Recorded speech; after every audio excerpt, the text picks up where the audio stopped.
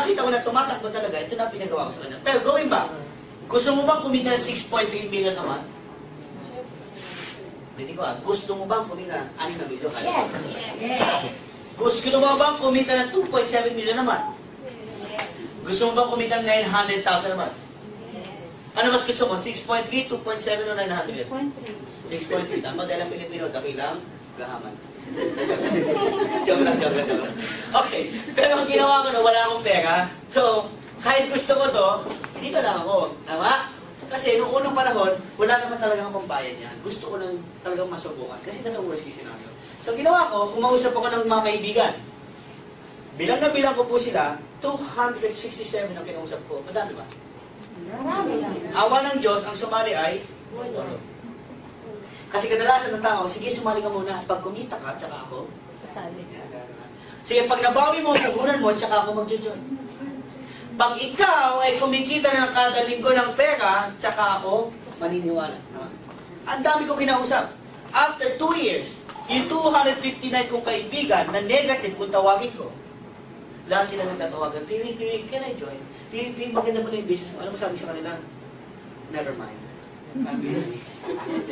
Why?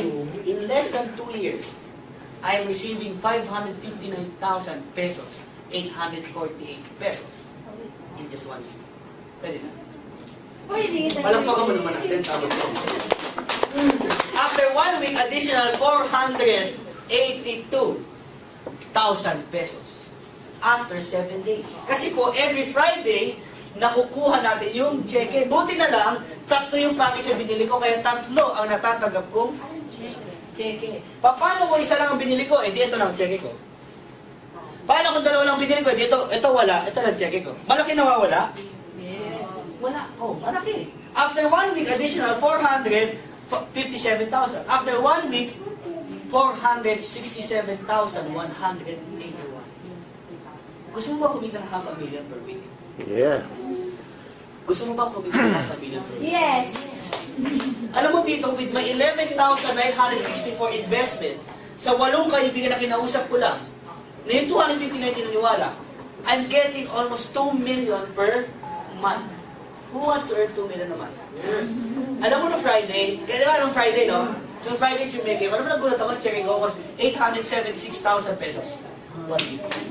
Wow. 1 week. 1 week. Wala akong inumbay. Wala akong sinera ng business.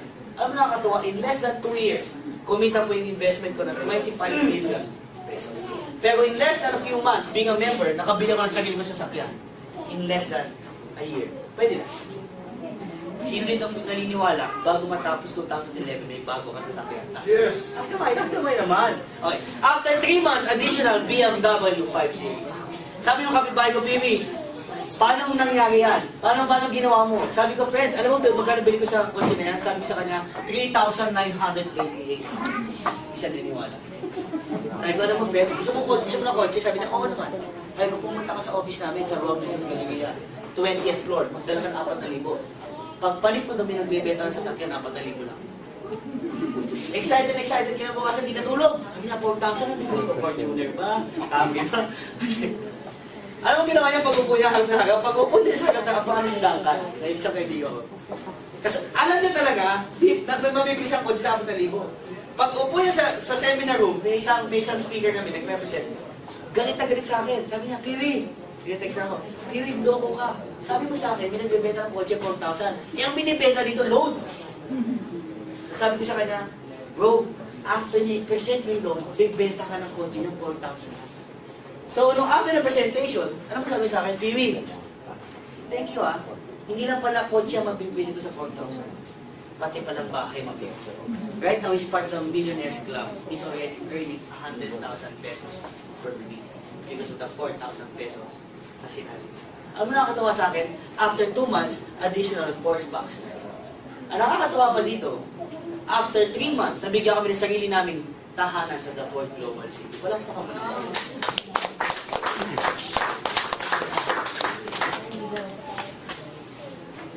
dati kami walang tahanan. Meron tahanan, hindi naman kami hindi naman palabi-labi na. Pero kami po yung nag-renta na. Sino po nag-renta ng bahay? Nag-renta. Ang sarap ng feeling na may sakit ng tahanan, tama? Tama? With V-Mobile, in less than a year, 7 months ako, 8 months. With V-Mobile, sa halagang 3,988, nabigyan kami ng sarili namin tahanan ng family namin. Sulit po ba? Sulit. Ilan ang binenta ko? 8. Ang nakakatuwa pa dyan, kapatid, after 2 months, nabigyan ako additional Mercedes-Benz. Parang kami naman. Kapatid, ito malupit ha. After 2 months, additional Chrysler 300C. Ito mas malupit, guys. After 1 month, additional Hummer H2. Gusto mo ba mag-rent ng sarili sa sakyan? Yes. Saan ka bigyan dito? After 1 month, additional Range Rover. Ang sarap. Alam mo, ang sarap. Hindi ko ito pinagyayabang sa kapatid nyo dahil pati madaming kotse, madaming pera. Hindi. Ang sinasabi ko lang dito, sa simple negosyo natin, komplikado ang pwede mangyari sa'yo. Sa labas, komplikado ang kailangan gawin. Pero simple ang kita, tama? Dito, simple lang kailangan gawin. Pero komplikado ang kita. Bakit simple? Paano simple? Parang araw-araw birthday mo lang. Tama? Pag birthday mo, ang ginagawa mo? Naghahanda ka, tama? Pag naghahanda ka, nag-i-invite ka? Yes, friend, punta ka sa bahay namin, may kainan. Tama? Ano lagi mo lang? Everyday, mag-i-invite ka lang. Tama? Ang gawin mo bukas, paglabas mo ng bahay mo, kunin mo yung package. No? Kung talaga hirapan ka mag-invite na kaibigan, hawak mo yung package. Sa tapat ng bahay mo, hawak mo magkabilang kamay at ganun-ganun mo. Mapapansin ka ng tao. Ang ginagawa ng batang yun, sa ulo. Excuse me, ano hawak ko? May invite ka na? Yes, andali ka ha? Andali, kagaya sa mall ka. Yung package mo, iipit mo sa kiligili mo. Pag nakinig kayo, hey friend, kamusta ka na? Yung package mo, palipat-lipat mo sa kiligili mo. O, kumusta ka na? Yung asawa, kumusta? Ganun ba? Ano ba ba? Kasi sabi ng kaibigan mo, hindi na sa kiligili mo. Ano ba yan? Ay, hindi, loading lang to. Payaman ako dito. Sa gagawin niya, magiging furious. Ikwento mo naman sa akin yan. Simple. Simple. Simple kailangan gawin. Ikwento mo naman sa akin yan. Simple. Simple. Simple kailangan gawin. Very, very simple. Why? Kilala niyo po ba si Henry C? Henry C. Kilala si Henry C? Yes. Yes. May-ari ng SM.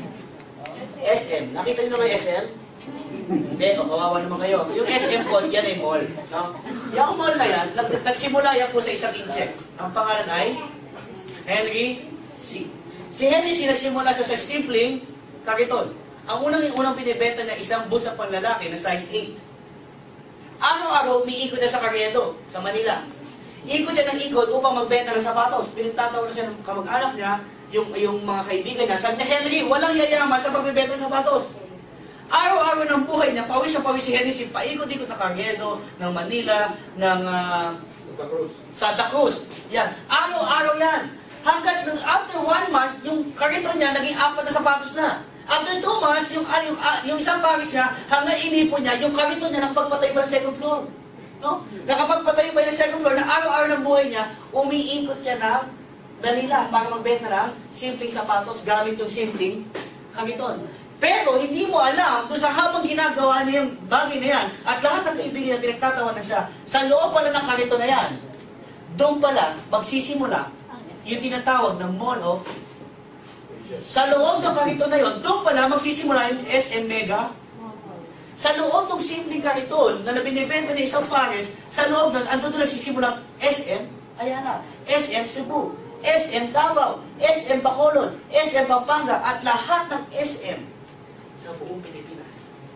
Nagsimula yung mall na yun sa simple Kariton. Kung si Henry si kaya magsimula sa simpleng kariton, ba't ikaw hindi pwede magsimula sa simpleng bayo? Pakita natin bayo natin. Pakita bayo. Pakita yung bayo natin. Pakita yung bayo. Yan po yung bayo. Ang sinasabi ko lang sa akin, no? Ang sinasabi ko lang sa inyo, kung siya kaya niyang gawin, kaya mo din kaya? Ano mas mahirap? Yung ginawa niya o yung gagawin natin? Ang dali nito. Kung ito naging posible sa kanya, maging posible sa ito? Yes. Kasi naniniwala kami yung package na yan, pupunuin natin ng peres in just 1 year. Okay ba yan? If you want to be a millionaire, join us. But if you don't want to be a millionaire, please, don't join us. Who wants to be a millionaire? Taas kamay. Taas kamay. Taas kamay. Who wants to be a millionaire? Taas kamay. Taas kamay. Okay. Right. Bago tayo matapos. Meron po kaming meron po kami form. Lahat na maging interesado, maging part ng team Team Move 8, Team Mobile, we are here every Tuesday and Thursday. 6 p.m. nandito kami. Pwede kayo pumunta dito, pwede kayo magkikwenta kaibigan. Pero bago tayo mag-iwalay, bago ibigay yung form sa inyo, gusto ko makita nyo to.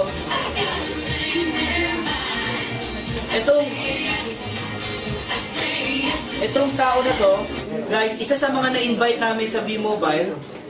Bago tayo mag-iwalay, gusto kong makita nyo tong story niya with a off light. Guys, panoorin niyo po to.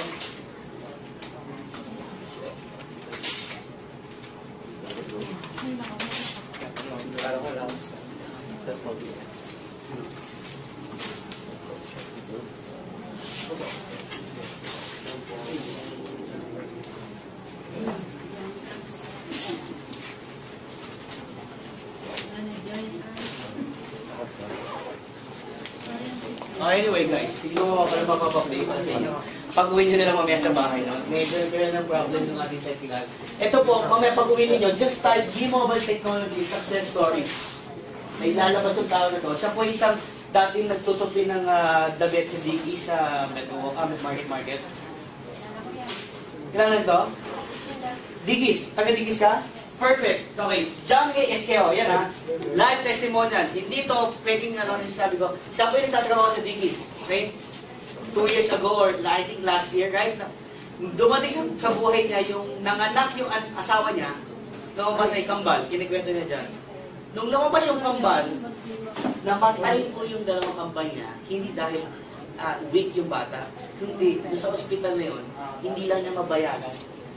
So wala siyang pera ng para ipanganak sa asawa niya, namatay. Alam mo sabi niya dito, buti na lang, nakita ko ang V-Mobile. Kasi hindi na mangyayari sa akin na pag nanganak ko rin ang misis ko, hindi na mamamatayan ako dahil wala akong pera. Right now, he's one of the top earners of V-Mobile. He's getting 80,000 per week. And he has his own place. And he has his own car. At nakakatulong sa pamilya niya. So again, sa lahat ng magiging parte ng aming team, we are here every Tuesday and Thursday. I'd like you to meet one of your leaders, Mr. John. Kawin mo kayo si Mr. John. He's one of our leaders also. And si Ma'am Kelly. Si Ma'am Kelly po sa likod. Para si Ma'am Kelly. Yun ang mga leaders. Ngayong araw na to, we have all the kids here. Lahat na gusto maging part of this. We have trainings. We will teach you how to do it. Every Tuesday and Thursday, 6 p.m. nandito kami. You can bring your invites. Again, maraming salamat sa inyo lahat. Thank you very much. And God bless you all. Thank you very much. God bless you all. Thank you.